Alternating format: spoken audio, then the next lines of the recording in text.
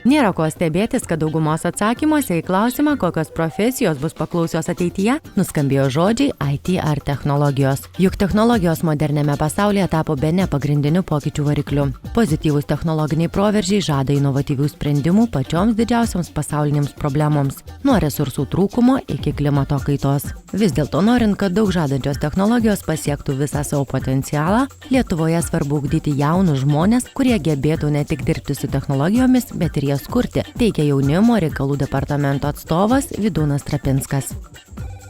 Yra net atlikti tyrimai, kad žmonės, kurie turi aukštesnės technologinės kompetencijas, lengviau pasirenka tinkamą profesiją, baigia mokyklą, randa tinkamesnę studijų kryptį.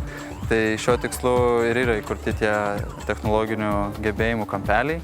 Na ir taip pat norime praplėsti jaunimo centrų teikiamų paslaugų įvairovę, kad galėtų pasiūlyti jaunimui ir robotikos veiklas. Pasak pašnekovo, bandomiesiems projektams pasirinkti Telšių ir Zarasų jaunimo centrai išreiškia norą kurti technologijų kampelius. Tad šiandien lankomės Zarasuose. Tai kai mes sužinojome, kad ir Zarasai įsitrauks į šitą projektą, labai apsidžiaugėme.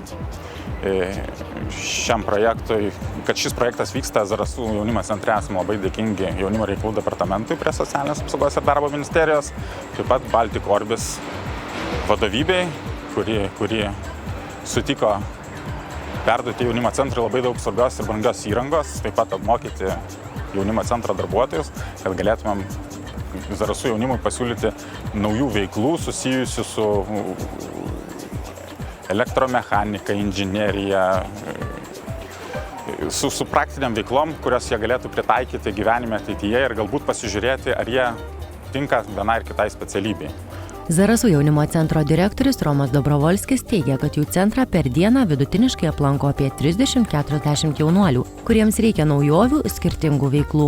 Tad robotikos kampelis puikus pavyzdys, kaip pritraukti ir sudominti jaunimą.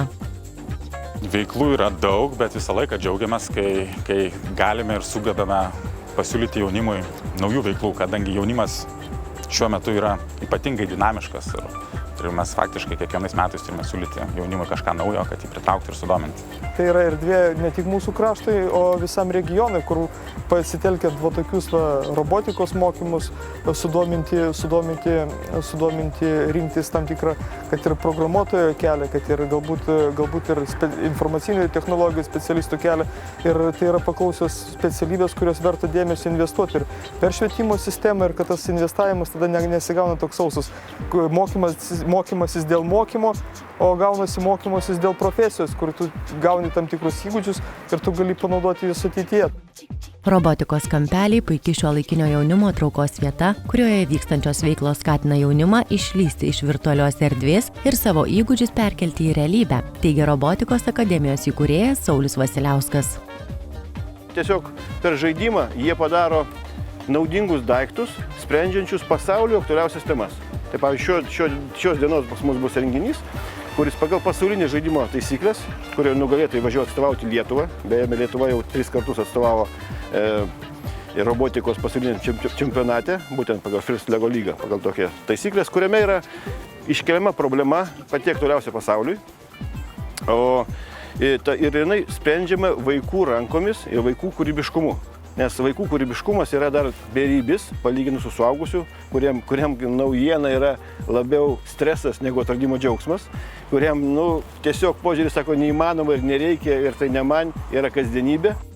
Tačiau vaikus pradėti mokyti kurti, valdyti moderniąsias technologijas reikia ne tada, kai jie baigia mokyklą ir renkasi profesiją, o nuo mažens. Tad robotikos kampeliai puikia alternatyva, įsitikinęs pašnekovas. Svarbiausia, kad yra, pagal šitą sistemą yra sukūriamas bendradarbiavimas tarp ne tik vaikų, bet ir vietinio verslo, nes vaikų kūrybiškumas pajungiamas spręsti vietinės verslo problemas ir kartu iškart ugdomi praktiniai įgūdžiai, kaip jie galėtų šitam regionui padėti tiesiogiai praktiniais sprendimais. O tai vyksta per žaidimą, tai vyksta per smagias taisyklės, tai vyksta per pasivaržymą, per kūrybą, per atradimo džiaugsmą. Pasak Sauliaus Vasiliausko, vaikų mąstymas yra neribotas, o jų fantazija sujungus su technologinėmis žiniomis gali gimti neįtikėtiniai išradimai. Pavyzdys, prieš porą metų, kai buvo energetinė tema, gal prieš 3 metus, tai pagal vaikų pasiūlytus projektus įdegė vienas iš vokiečių futbolo aikštelės apšvietimo buvo tokia pasiūlyta problema, kur įdėgus tą vaikų pasiūlymą sutaupė 30% energijos. Tai kokie vaikai kūrybiški? Nu, kaip palyginus, jeigu jums Dievas duotų šansą įstatyti trečią akį, kur jūs dėtumėt? 99 suaugusiai atsako, kur nors čia arba čia. O vaikas ką sako? Ant piršto galo. Kodėl? Kad už kampą pažiūrėčiau.